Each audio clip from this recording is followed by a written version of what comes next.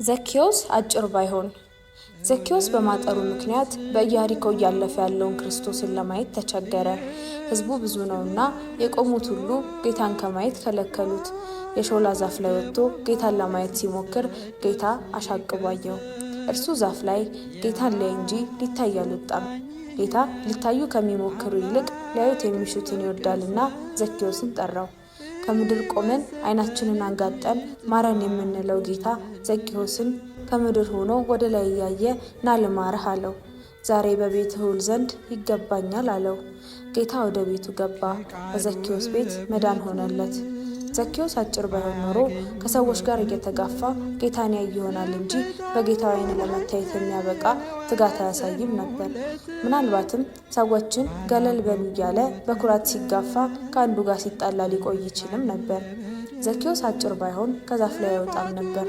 ዘኬዎስ አጭር ባይሆን የሰራዊት አምላክ ወደ ቤቱ አይገባም ነበር። በኪሩቤል ላይ የሚቀመጠው ንጉሥ በቤቱ ወንበሮች ላይ የተቀመጠው ዘኬዎስ በማጠሩ ምክንያት ነው።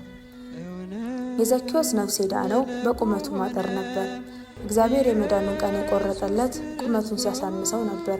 በምድር በመጽሐፍ ቅዱስ በሰማይ በሕይወት መዝገብ ስሙ የተጻፈው ዘኬዎስ አጭር በመሆኑ ነበር። ስለ ቁመት የማወራ እንዳይመስልህ። እግዚአብሔር ለነፍሳችን መዳን የሚያሳጥርብን በጣም ብዙ ነገሮች አሉ። እንደ ዘኬዎስ ቁመትህ አጭር ባይሆን የሚያጥርህ ነገር ግን አይጠፋም።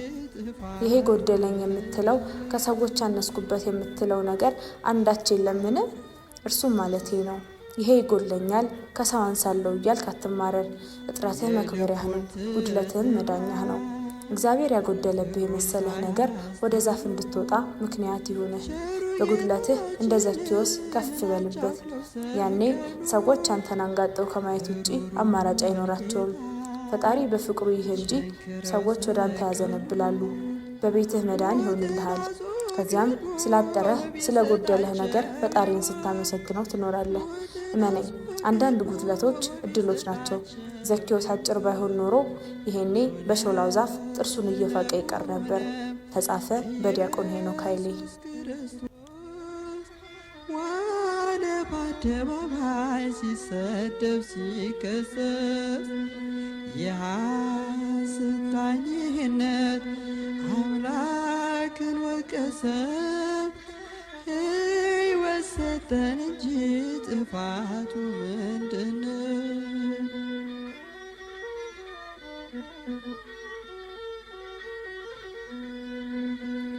ስለ ቸርነቱ ስድብን ከፈሉት፣ ስለ ርኅራኄው የሾህ አክሊል ሰጡት።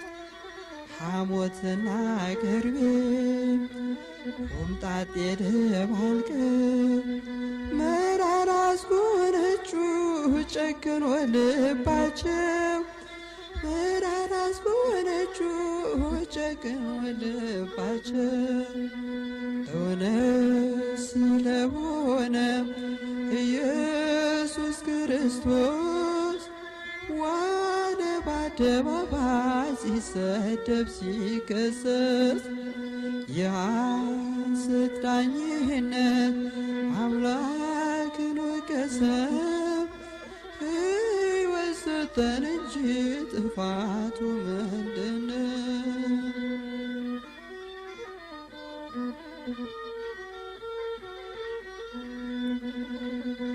ፈውስ ለሰጣቸው ልባቸውን ሞልተው አሉት ወንበዴ ነው ስቀለው ስቀለው።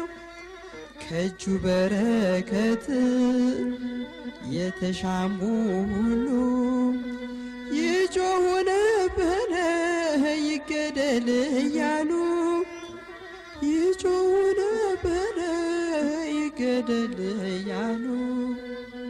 እውነት ስለሆነ ኢየሱስ ክርስቶስ ዋለ በአደባባይ ሲሰደብ ሲከሰስ። የሐሰት ዳኝነት አምላክን ወቀሰው። ሕይወት ሰጠን እንጂ ጥፋቱ ምንድነው?